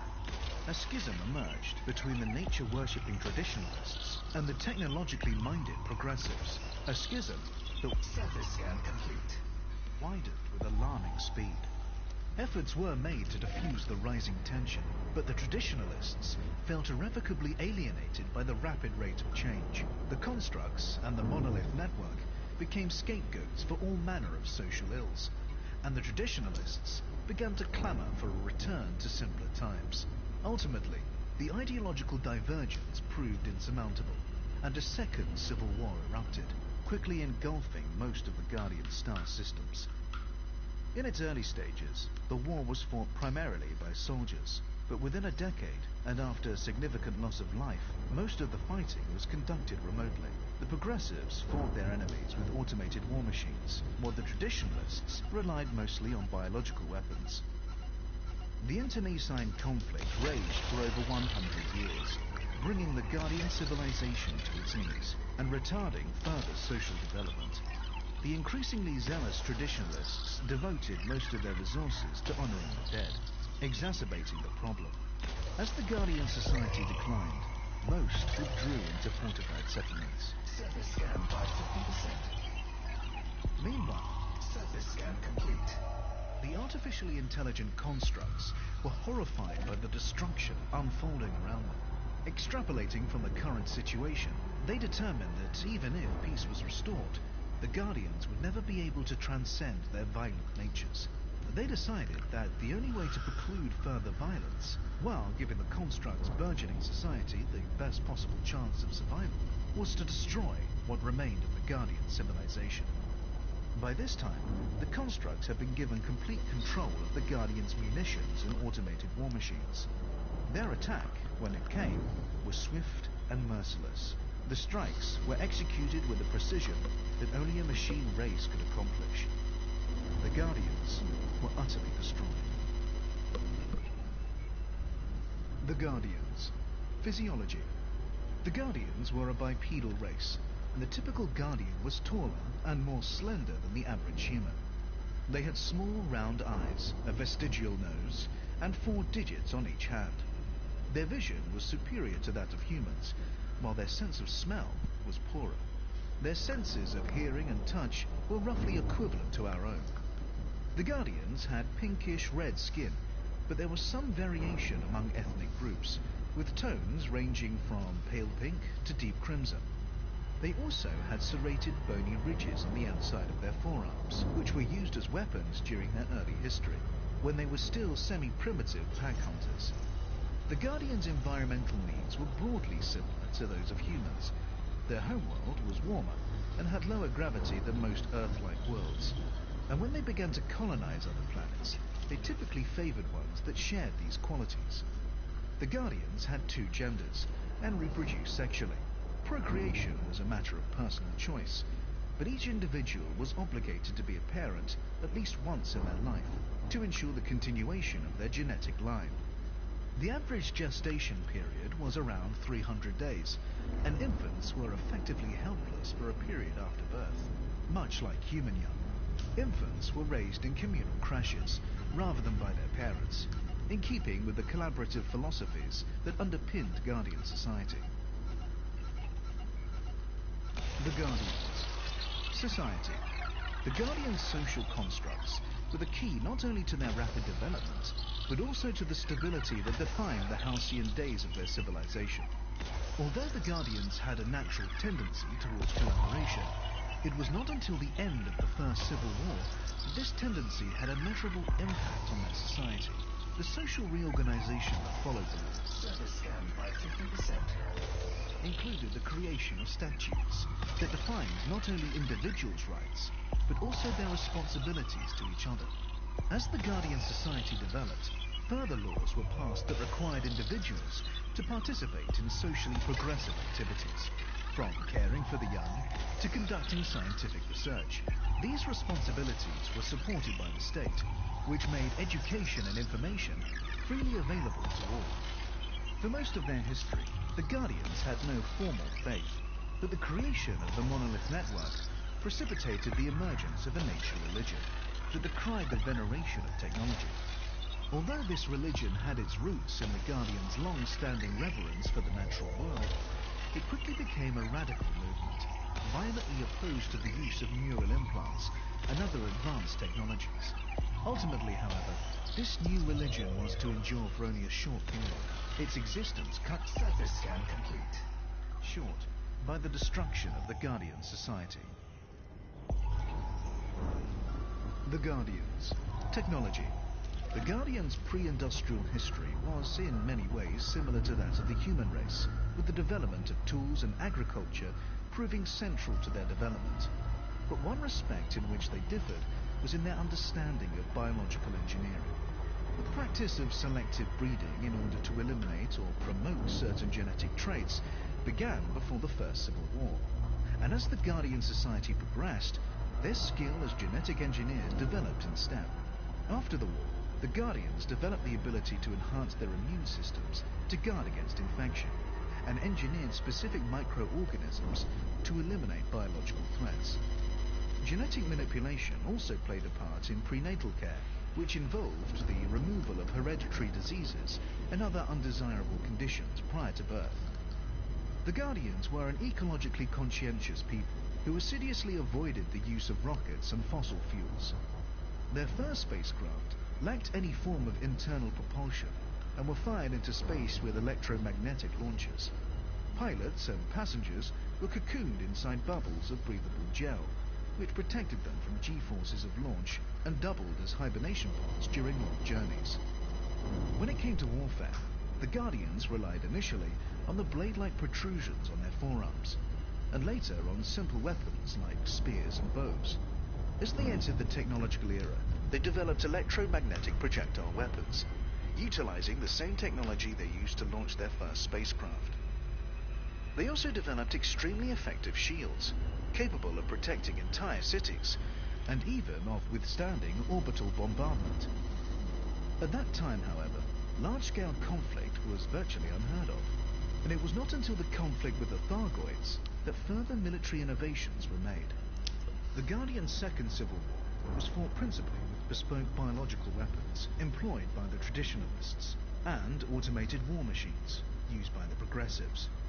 The shields that protected the Guardian cities were unable to resist these new weapons, forcing many of the Guardians to withdraw into heavily fortified settlements. But the Guardians' most significant technological achievements were unarguably the creation of the Monolith Network and the development of artificial intelligence. The use of neural implants to connect the Guardians with their creations could have ushered in a whole new era of scientific and technological discovery, but unfortunately, these innovations were to lead only to the Guardians' destruction. The Guardians. Language. The Guardians shared a single language, with only minor regional variations, and even after they colonized other planets, they continued to share a common tongue. The Guardians had three primary forms of communication: a spoken language, a gestural language, and a written language. Their spoken language emerged first, followed by a gestural language that allowed them to communicate silently while hunting. This sign language formed the basis of their written language. Consequently, while their written and gestural languages correlated closely, their spoken language was largely distinct. The Guardian's spoken language was used principally to communicate emotional concepts and played a central role in social bonding, while their written language was used mainly to communicate formal and practical ideas. Significantly, their written language was logographic, meaning the words and phrases were represented by single characters. The Guardians. Human Guardian contact. In 3301, the Federal presidential vessel, Starship One, suffered catastrophic drive failure during a tour of Frontier Systems, resulting in the ship's destruction. Jasmina Halsey, at that time the Federal president, was left drifting in an escape pod, unconscious. During this period of stasis, Halsey believed she was visited by transdimensional beings of extraordinary intelligence and compassion. Later, when she was rescued and revived, Surface scanned by 50%. she was left with the conviction that this experience had been real and not merely a hallucination. Halsey proceeded to experience visions of mysterious alien worlds and cities, dense metropolises, full of activity and life. She shared these visions with the rest of humanity, prompting explorers to set off in search of these undiscovered planets. This led to the discovery of the first Guardian ruins in the Sinuev XRH D11102 system. The fact that these sites were devoid of life led to speculation that Halsey had seen the Guardian worlds not as they are, but as they had been. In the months that followed, several further sites were found. The engineer Ram Tar started researching the Guardians and eventually succeeded in developing a decryption algorithm that could decode Guardian data, leading to a much deeper understanding of their lost civilization. Since then, other engineers have leveraged Ram Tar's discoveries to develop Guardian human technology. Individuals. Aiden Tanner.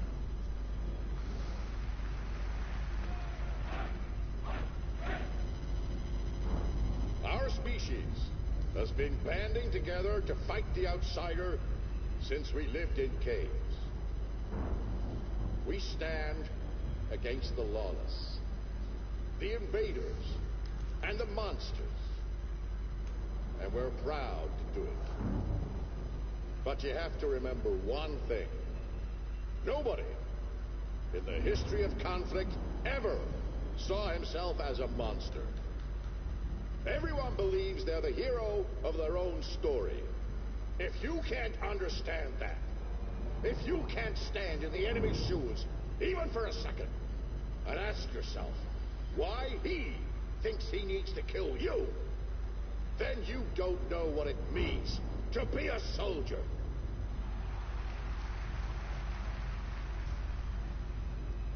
Aiden Tanner, addressed to Federal Cadets, 3298. Admiral Aiden Tanner is a senior officer in the Federal Navy.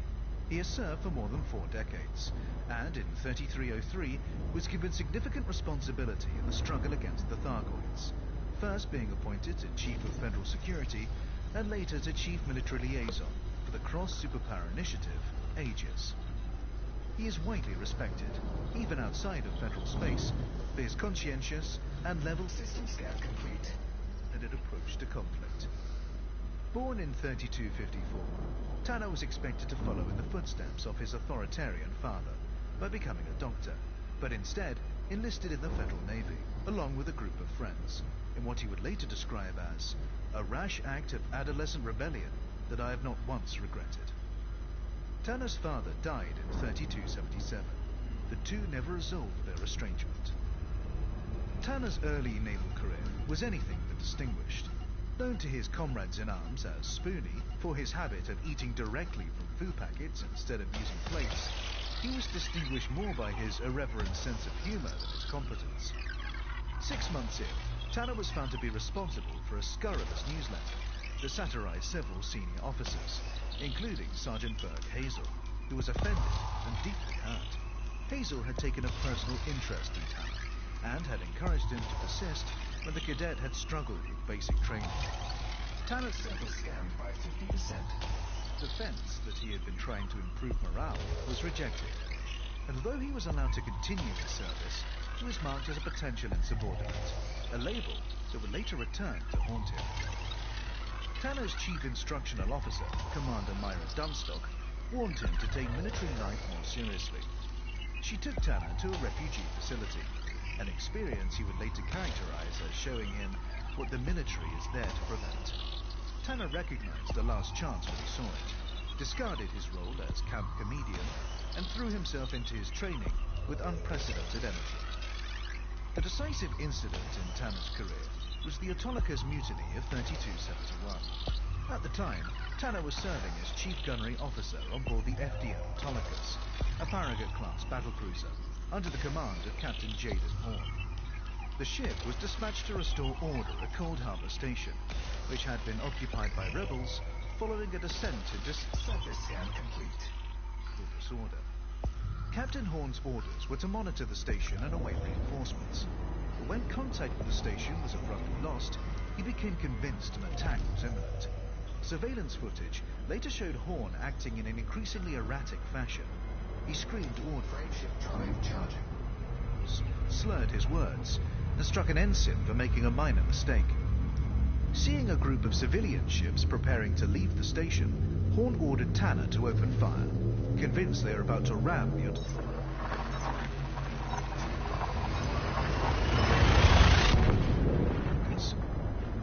Tanner refused to obey the order, claiming it was unlawful and that Horn was unfit to command.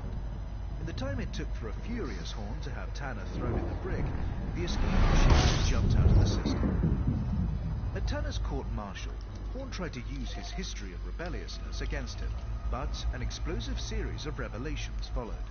The escaping ship System scan complete. Oh, that was easy. big carrying evacuees, and the station's apparent silence was in fact due to Horn himself, who had disabled shipborne communications without telling his crew. Horn, who it would later emerge had been suffering from lexalamine-induced psychosis, committed suicide mid-trial by hijacking a fighter and detonating a grenade inside the cockpit. Tanner was exonerated, receiving a commendation from President Antonia Madison for his actions. Unit sweeping complete.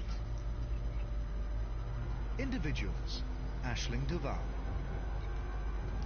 My grandfather had an heirloom he used to Frameshift drive charging. keep in our winter palace. It was a priceless marble statuette of one of our ancestors standing with his foot on a woman's neck, while she looks up at him in fear or adoration.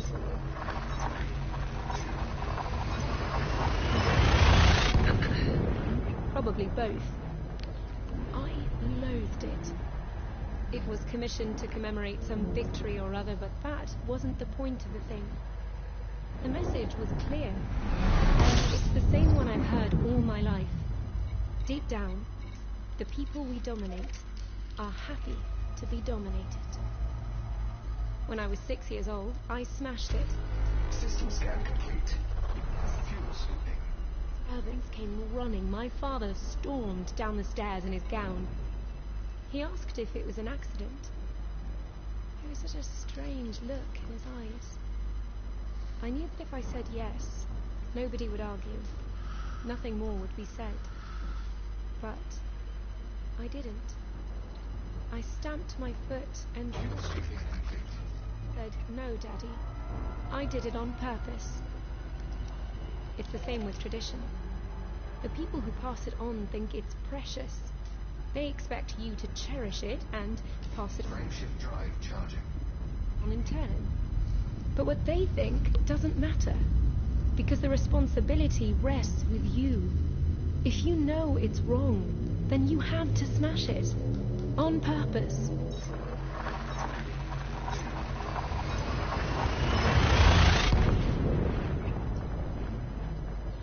Aisling Duval. A fireside chat with Serena. 3301.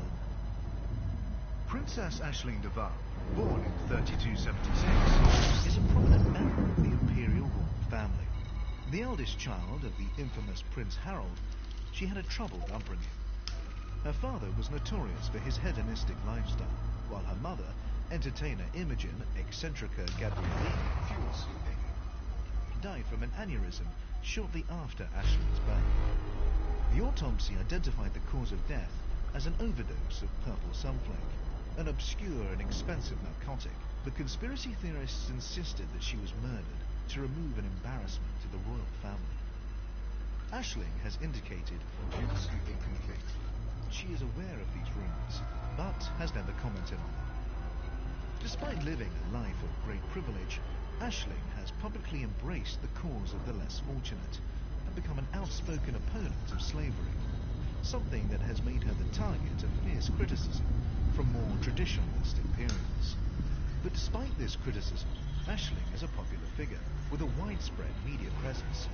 Her campaigning has brought definite benefits to many of the poorest in Imperial society, and gone some way towards easing tensions between the Empire and the Federation. Her critics, however, dismiss her as a puppet, doing the bidding of a shadowy circle of advisors. They claim there is no underlying coherence to Aisling's policies.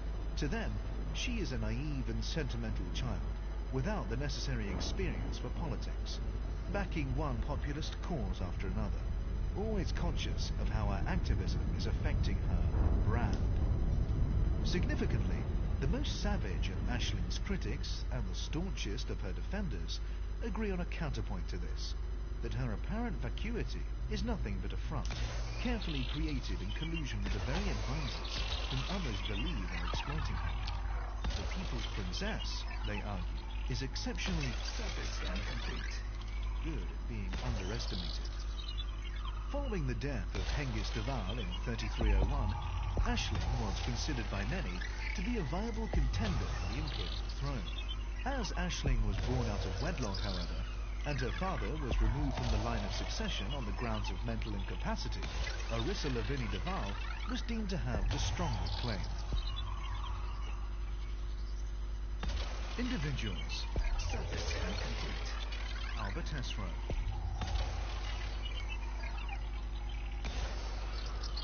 I may not be religious, but I still have faith. Not the kind my parents have. In fact, I don't think their desperate devotion can even be called faith. The point of faith is that it's tested. And if you insist that your beliefs are above criticism or analysis like the Star cults do, you're refusing to allow your faith to be tested at all. What do I have faith in? The fundamental sanity of the universe, I suppose. I don't believe in a Surface scan by 50%. evil, only in the iniquity that emerges when understanding fails. I believe intelligent life will naturally tend towards cooperation rather than conflict, not because there's a higher power guiding our decisions, but because that's simply the most logical course. And yes, our recent experiences with the Thargoids have tested that faith harshly. Alba Tesreau. Professor Alba Tesreau is an Imperial scientist, an affiliate of the Achenar Research Council, and a founding member of the Joint Superpower Initiative Aegis, which was established in August 3303 to investigate the Thargoid menace. She currently serves as Aegis's head of research. Tesreau's biological parents were members of the Besmeratu cult, an isolationist group secreted within a secret compound that believed itself to have been chosen for salvation by non-human beings. The cult's charismatic leader, Anton Hotep, claimed humanity had been under the protection of these beings for millennia, Surface scan complete. that he was their cosmic messiah, and that only the believers would be saved from the coming apocalypse. In support of these claims, he often produced alien artifacts, allegedly sourced from archaeological digs that other cult members were never permitted to examine closely. Alba was marked as a troublemaker from an early age, due to her heretical belief in rationality and the scientific method. She was formally banished from Besmeratu after she sabotaged the air purifying system, forcing the compound to call for help from outsiders, and thus humiliating Hotep. After her story became public knowledge, she was adopted into the household of Senator Olivia Tesreau of Achenar and awarded a scholarship to study at Grand Imperial, alongside the children of the nobility. She wrote her master's thesis on the potential uses of mathematics as a lingua franca between human beings and intelligent non-humans. She is passionately interested in non-human intelligence and meaningful discourse between species. Despite the counterfeit alien contact myths of her early life, or perhaps because of them, she is determined to do whatever she can to act as a bridge between human and non-human cultures. Individuals: Archon Delane. I'll tell you, Delane is the most trustworthy cuss you could ever work with. Why? because he always makes good on his threats. Anyone else tells you that they're gonna cut off your index fingers and hammer them into your sinuses with your own severed foot, you know it's just bluster. But if Delane tells you that, you know he'll do exactly what he says, to the letter. He wants people to be afraid of him, and that means he keeps his promises. You gotta respect that. Mantle Hoek, arms trader. Archon Delane is the head of the Cumo crew, a powerful criminal syndicate. He refers to himself as the Pirate King, a title not recognized by any government. Delane's early life is not documented, and there are competing legends of his origin. Some believe he grew up in a drug den on one of the frontier worlds, where he learned to fight. Other stories have him working as a bouncer in the brothel where he was born, or training as a grease monkey at an orbital shipyard that hosted clandestine arena fights after hours. What is certain is that Delane challenged and slaughtered the reigning pirate lord of the Cumo crew when he was only 15. The title of Pirate Lord is only transferred on the death of the incumbent, either to a nominated successor or to the victor of a ritual challenge. According to tradition, the Pirate Lord must honor any challenge to his leadership, regardless of who issues it, although the choice of weapons is left to him. In Delane's case, Pirate Lord Crab opted for a bare hands contest, a highly unusual choice. It has been suggested that Crab saw Delane as a weak target due to his albinism, unworthy of the Pirate Lord's personal attention. It is possible that Crab intended to give Delane a beating rather than kill him outright. If so, it was a fatal act of mercy. Footage of the fight shot by onlookers shows Delane deftly evading Crab's heavy blows, allowing the larger man to tire himself out before delivering a sudden jab to Crab's eye. Delane then battered Crab into submission, continuing to pummel the body until it was unrecognizable. The Cumo crew immediately split, dividing itself into those who saw Delane as a legitimate leader and those who refused to follow an unproven youth. The rift was soon closed, however, as Delane proved himself as capable a leader as he was a fighter. It became clear that Delane intended to establish not only his own reputation, but that of the crew. From then on, Delane crushed any dissent with the same uncompromising brutality he had shown to Crab. He took a zero-tolerance approach to the petty squabbles that had previously paralyzed the Cumo crew, and in doing so, turned what had been an anarchic band of opportunists into a lethally effective raiding force. United in purpose and more organized than ever before, the Cumo crew quickly became the terror of the Pegasus sector, absorbing lesser pirate gangs, raiding civilian stations with impunity, and taking over corporate facilities. In Delane's early years of leadership, many rival pirate lords demanded the right to one-on-one combat, each of them convinced that they would be the one to strike him down and take over his enviable criminal empire. Delane met each challenger in turn, agreed to their choice of weapons, and promptly dispatched them. After the death of Pirate Lord Horvath, who Delane strangled with his own razor whip, there were no further challenges. Delane and his Cumo crew rule by fear, but they operate according to strict rules. If a settlement in Cumo territory has paid its tribute, any Cumo pirate foolish enough to raid it risks being stripped of his rank, his crew, his possessions, his skin, and his life, according to the severity of the offense. These are the infamous 5 strippings, instigated by Delane as a standard punishment across Cumo territory. Surface scan by 50%. Individuals: Arissa Lavinie Duval. I am a daughter, not just of the Emperor, but of the Empire. And I look upon our traditions and achievements with pride. I hold, as my forefathers did, that to be born Imperial is to receive the Surface scan complete. blessings of the universe. That is the true meaning of the ceremonial wine tipped upon our newborn heads. Does this pride in our heritage make me old-fashioned? Some would say so. I know that there are those in my family who cannot bear the burden of rank and privilege without a chronic sting of guilt. but I ask that you look charitably upon those so ailing, as I do. After all, rebellion is the prerogative of adolescence. I ask that you reserve your anger for a worthier target. For those who acknowledge our traditions in public, but privately serve only their own corrupt interests. For those who exploit their ancestors' sacrifices while holding our military in contempt. For all the petty, venal, spineless parasites in our very midst. I have sat with many such parasites, and for form's sake, I have masked my contempt. But that mask has served its purpose, and now I cast it aside.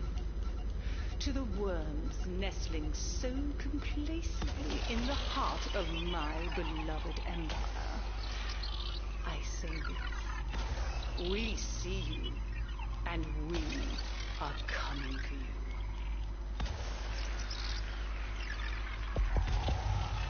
Arissa Lavinie Duval, private speech given at her post-coronation dinner. Arissa Lavinie Duval is the Surface scan by 50%. Emperor, having been appointed to the position by the Imperial Senate, and a direct descendant of the first Emperor, Henson Duval. Her father was originally thought to be the late Prince Aristide de Lavinie, but Arissa's claim to be the illegitimate daughter of Emperor Hengist Duval has since been ratified by DNA testing. Arissa distinguished herself as a serving senator early in life.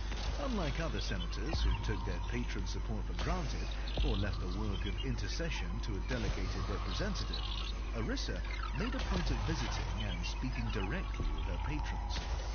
Foremost among her concerns was how little scope for mobility the Empire offered. In theory, it was possible to rise in rank, but in reality, power was Surface scan complete. rewarded, and loyal service went unrewarded. To her mother's horror, Arissa proceeded to go undercover as a slave in the Lagany household on Akana, talking to the staff and listening in on meetings. What she learned would change her view of the Empire forever. The rules could be broken with impunity, so long as the proper bribes were paid. A senator's favor could be secured, a corporation's accounts could be doctored, and an atrocity could be covered up for the right price. On paper, it might be a patronage system, but it operated as a de facto plutocracy.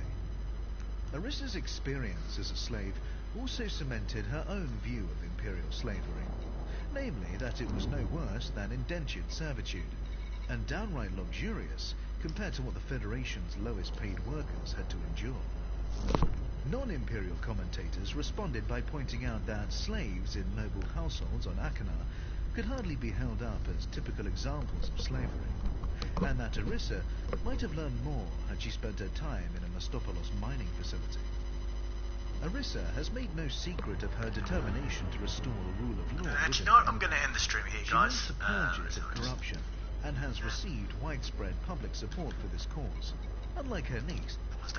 Alright, thank you so much for watching. Thank you so much for liking. Thank you so much for subscribing. I've had a blast. Like I said, I love this game. I love exploring. Okay, let's just get ourselves, give us a flying. Good.